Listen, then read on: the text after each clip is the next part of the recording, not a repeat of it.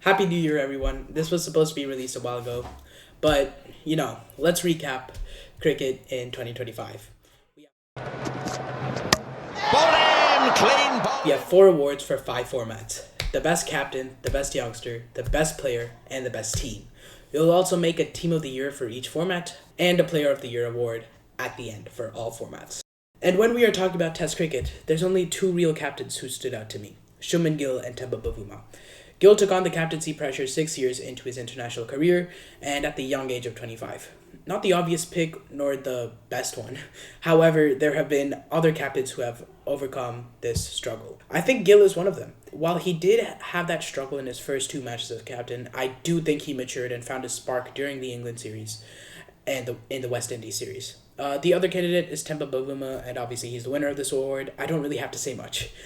He was never really thought of captaincy material, but he's definitely held the South African team together. He's done it really well. He clearly has plans for every single type of batter, and he's just an excellent captain. And if we move on to the second category, the best youngster. By youngster, I'm obviously going to say breakout star. They can't have played more than 15 tests before 2025. Our candidates are Marco Jansen, Simon Harmer, Pathum Nissanka, Jamie Smith, Jacob Duffy, and Bo Webster. These candidates are extremely special players and have made ripples in Test cricket thus far. Simon Harmer had that elite series against India, took 30 wickets in 8 innings this year, averaging 14.3 and striking at 34. It's an insane year for, any cricketer. However, I doubt that he's going to play a lot more cricket, so obviously he's not going to be my breakout star of the year. Pathum Nissanka had an amazing year in all formats, but was really only good in Test cricket. He had the best time against Bangladesh, but didn't play well in his only other test against Australia. He averaged 77.6 this year, scoring 388 runs with 200s and a high score of 187. Nissanka has improved significantly since his debut in all formats, and he does look to be the future for Sri Lanka. However, his sample size is quite low, which is why he isn't going to be my breakout star. Jamie Smith is the next candidate, and he's already a permanent pick in England's Test 11. While he hasn't had the best technique as a keeper, his skills as a batter have been solid. Again, he still is a solid keeper, though. He just needs to improve his flexibility with slower deliveries. He wasn't great at Australia, but did have a good time against India. And in Australia, he did have a couple of good knocks batting with the tail and has clearly proven himself and found success in his baseball approach. In 2025, he scored 577 runs in 18 innings, averaging 41 and striking at 79.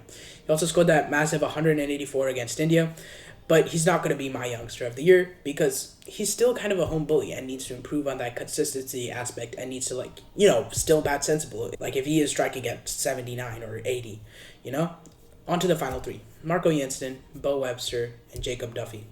I have to eliminate Bo Webster first because he just didn't play that many matches. He honestly should have played that Boxing Day test instead of Green just because he's that good, and he could have played the second or third test too, but I supported backing Green ahead of him, but Webster has still been fantastic. He's a solid batter and he's fantastic in collapses. He averaged 34.6 this year, scoring 381 runs in 12 innings with 450s. With the ball, he's been amazing, taking 8 wickets, averaging 24 and striking at just 45. He's made a compelling statement as a partnership breaker and a partnership maker, but won't make it because he can be better with the bat and could have gone on to score hundreds, Jacob Duffy and Marco Jansen are the final two. Obviously, Marco Jansen's been an important piece in South Africa's bowling lineup in all formats, while Jacob Duffy came in as a seemingly too old fast bowler and impressed almost immediately. Duffy played 8 innings, averaging just 16 and striking at 41, and while taking a massive 25 wickets. Jansen is also a fantastic bowler and won the World Test Championship this year, averaging 22 and took 19 wickets. Not only that, he played amazingly with the bat against India and averaged 30 while striking at 93. Between the two, I'm going to choose Marco Jansen as my breakout Test player of the year. While he is already somewhat established, I think he's an excellent candidate for the future of South African cricket. Now for the most prestigious one, Test cricketer of the year. Our candidates are Mitchell Starc, Shubman Gill, Joe Root, Ravindra Jadeja, and Alex Carey. Let's get eliminating. The first one who will be out will be Jadeja, even though he had that amazing year with the bat, scoring 764 runs at 63.7. His bowling wasn't great, averaging 38 and taking 25 wickets. He won player of the tournament in the West Indies series, but was average in the South Africa series with the bat. I think he did have some strong performances and was great in England, but left a little to be desired when the team needed him. Our next elimination is Joe Root. Similar to Jadeja, but was kind of better. He played extremely well when the team required him to against India and was probably the best player of spin in the entire team and scored 537 runs, averaging 67 in the series. However, some of his batting left a lot to be desired, especially when the team needed him, and compared to others on this list, he just wasn't as impressive. I have to eliminate two players here in one shot, with Mitchell Stark, Alex Carey, and Shuman Gill being left. Shuman Gill and Mitchell Stark are going to be eliminated. They win second and third. Stark was placed under tremendous pressure in the first couple of Ashes matches, as he wasn't playing with Cummins nor Hazelwood, but performed amazingly. The Ashes heroics themselves could get him on the list, but he was also excellent against West Indies and was good against Sri Lanka and solid in the World Test Championship final. The only problem I have personally is the quality of the opponent. Sri Lanka's and West Indies' bowling attacks are far stronger than their batting lineups, so I had to let Stark slip to third. Also, Australia, they're still the second best team, even with their not great batting order and without Cummins and Hazelwood. They're still the second best team in the world and are a tier ahead of England and India and New Zealand. Shuman Gill wins second for his amazing captaincy and his performance against England. He ended up with 983 runs, averaging 70 this year, and had one of the best campaigns by a captain on an overseas tour in history. The reason why he isn't first is that he could have just done better when India needed him, like in the Manchester Test. Finally, Test Cricketer of the Year is Alex Carey. It's kind of a niche pick.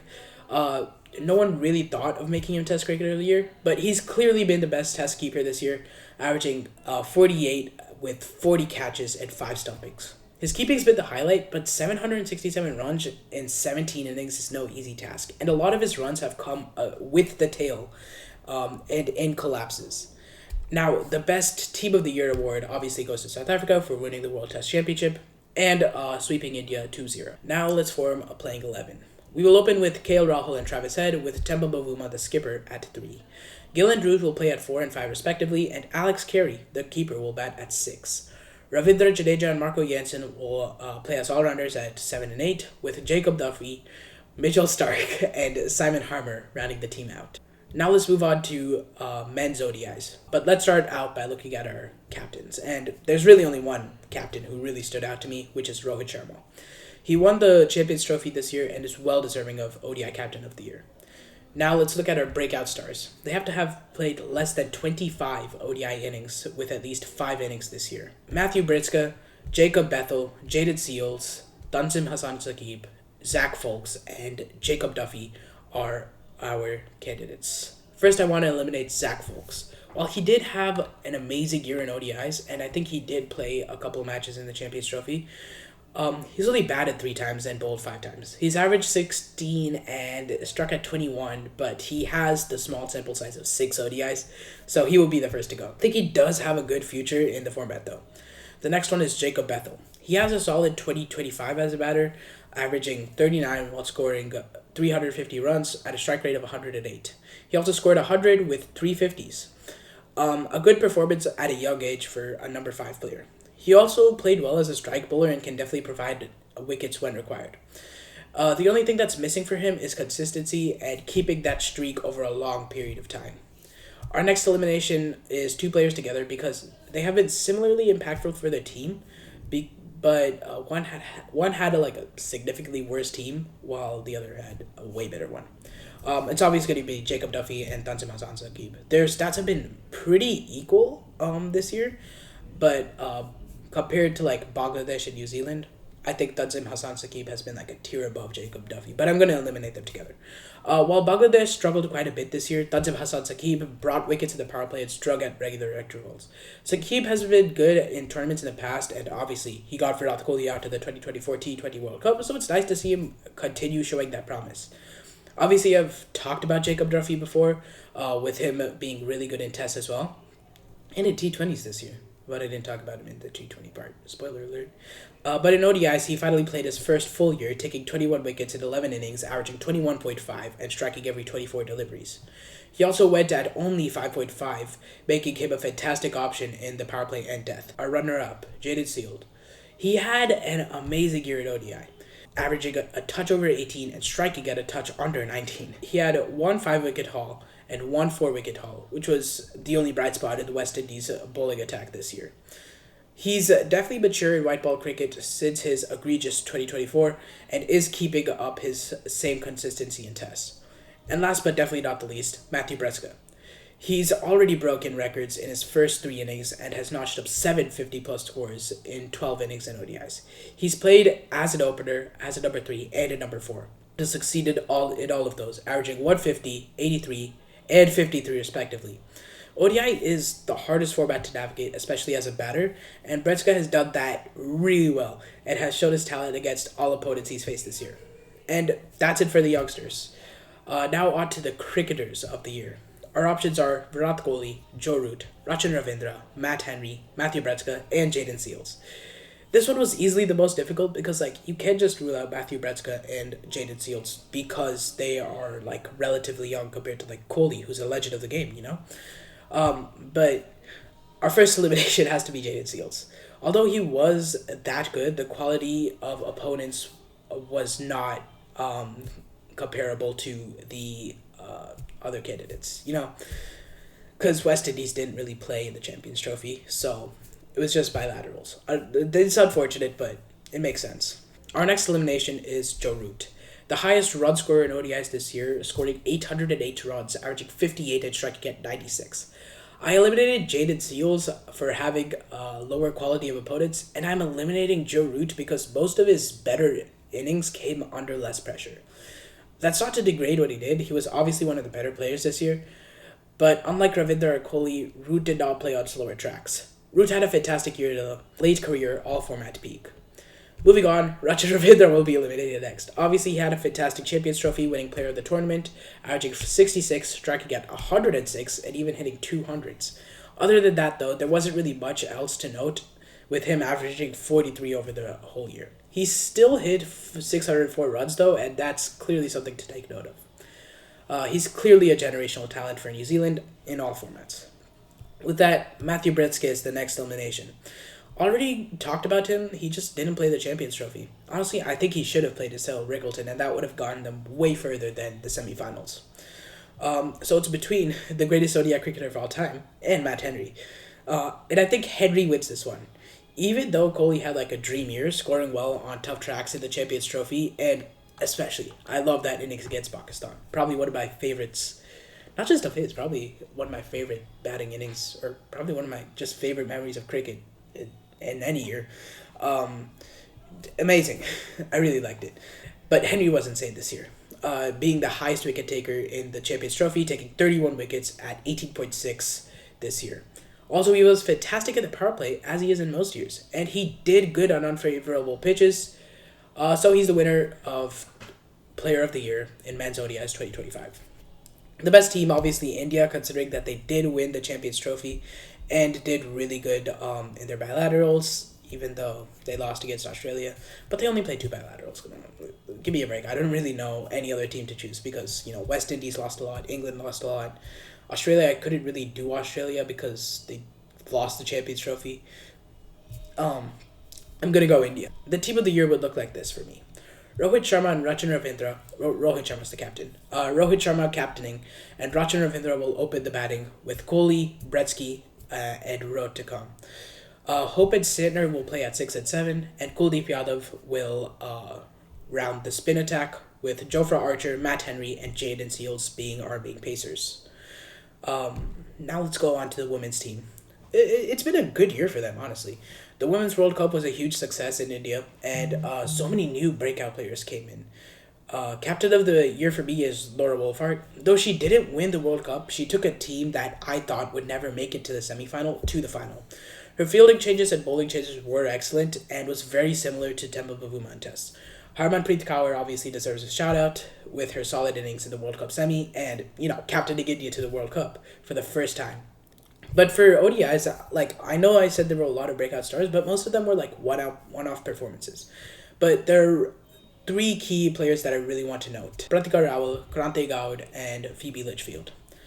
From these, I feel like Pratika Rawal is obviously the best. While all 3 of them have had great years, I think Rawal's excellence in the World Cup puts her a tier above the rest. She scored 976 runs in 20 innings averaging 51 and striking at 84. Of that, 308 runs came in the World Cup, and while her strike rate was a lot lower compared to others, clearly her innings were fairly fruitful for the team. Krati Gaud and Phoebe Litchfield also had excellent World Cup campaigns, Litchfield scoring 304 runs at 50.7 and Gaud taking 9 wickets at a fairly low economy. While her average doesn't show it, her bowling style, her aggressive wicket-taking bowling style, is kind of what the team needed. Even though she goes for runs, she picks up big wickets, especially with that wicket of Laura Wolford.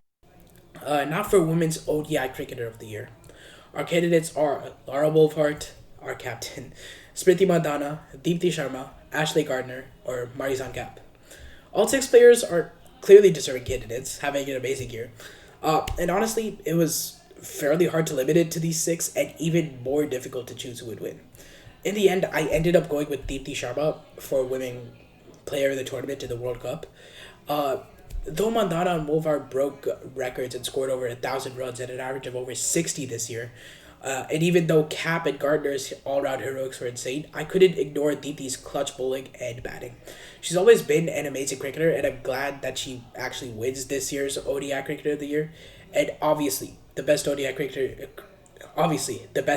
Team of the Year, women's, goes to India for winning the World Cup, and will finally form the Women's ODI Team of 2025.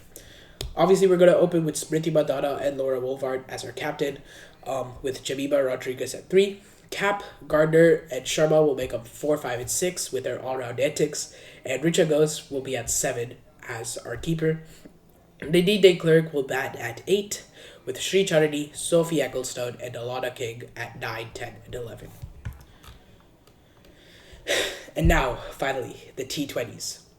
Let's go for the ladies this time. That sounded weird. And we'll start with the youngsters. Shafali Verma has had an insane year in T20s, and she's been playing since 2019, and I think I still have to talk about her in the youngsters section, considering that she's only, 21.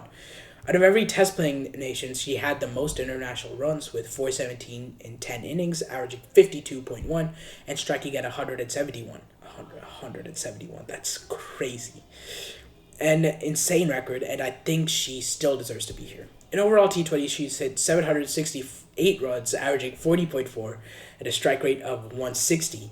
The second highest strike rate in the whole year for batters above 500 runs. And I think the other one's like 200 something, and it was, I don't remember who it was. Was it Hayley Matthews? I'm not sure. No, it wasn't Hayley Matthews. Hayley Matthews was like 130. No. I don't remember who it was. But Sophie Dunkley is our next candidate. She's also very inexperienced compared to like other youngsters I talked about in the men's section. In 2025 T20s, she was T20 Internationals. She was averaging around 40 with a strike rate of 139, scoring 355 runs in 11 innings. Overall, she averaged around 35, striking out 130, and scored 956 runs. Georgia Wareham is my final candidate, averaging just 15.1 this year, while going at 6.7 runs and over, and striking at 13.51. So, who gets the award? It's obviously Shafali Verma. Her impact is just unmatched compared to anyone else. Obviously, I'm choosing from test-playing nations only, but the Associate Nations had some very good matches this year, so I have to mention like Thailand and USA because they were fantastic teams. It's either going to be Australia or MI. And from these two, I choose Australia because they had that clean sweep in the Women's Ashes. The best captain of the year will probably be Beth Mooney, owing to the Women's Ashes, although Harmanpreet Kaur deserves a mention for winning with MI and 3-2 in England and against the Sri Lankan team. Now for the most prestigious award, the Women's T20 Cricketer of the Year. Let's start with Hayley Matthews. It's simply been an amazing year for her. After Shafali Verma, she scored the second most runs in Women's T20 Internationals with 411 runs, striking at 127 and a massive average of 82, with a special century to go along with it as well. Not only that, she's been a solid bowler this year as well, taking 40 wickets at 16 at an economy of 7.2. Just fantastic. Next we have Sophie Ecclestone. She also had an amazing year with the ball, taking 47 wickets at an average of 20.9 and an economy of 6.9. Nat Severbrunn also had a good all-round year with 18 wickets at 26.8 and 1,229 runs at a strike rate of 145. Amelia Kerr had a great year as well, with 48 wickets at an average of 22. And our final candidate, Shafali Verma, whose records I already talked about this year. Now, who do I choose? It's definitely not a competition. Hayley Matthews wins Women's T20 Cricketer of the Year. And the team of the year will look like this. Shafali Verma and Beth Mooney will open the batting, with Beth Mooney as my captain. Hayley Matthews will bat at 3, Nat Simmerbrunt will bat at 4, Elise Perry at 5, Amelia Kerr at 6, Annabelle Sutherland at 7, Grace Harris at 8, Georgia Wareham at 9, Sophie Ecclestone at 10, and Lauren Bell at 11. Now for the final section for this year, men's T20s. For a rising star, we have 4 candidates. Let's start with Noor Ahmed. Though he's played a lot of T20s, most of them came this year, and he's probably been the best T20 spinner in the world since 2024. Maybe Kuldeep is better. I don't know. 86 wickets in 62 matches at an average of a touch under 20 and a strike rate of 15.9. Second most wickets this year. Just some fantastic stuff. And bowling maidens in the middle overs is not easy. Our next candidate is the new Bangladeshi sensation, Rishad Hussain. The man emerged from a country with almost no leg spin, almost like leg spin was an evil. Yet is clearly one of the best bowlers right now, even equaling Rashid Khan in the 2024 T20 World Cup last year with the same number of wickets. Rashid wasn't impressive at his best, but still, that's pretty impressive, He has 61 wickets in 45 matches at an average of 21.5 in the last year and a strike rate of 15.2. Clearly the future of Bangladeshi cricket. Shaib Zada Firhan is our next newbie, with the second most runs this year being 1847 runs at an average of 41 and a strike rate of 152. Although a good portion of these runs came in the domestic T20 league in Pakistan, I think that he's a good option and a good top order attacking batsman for Pakistan.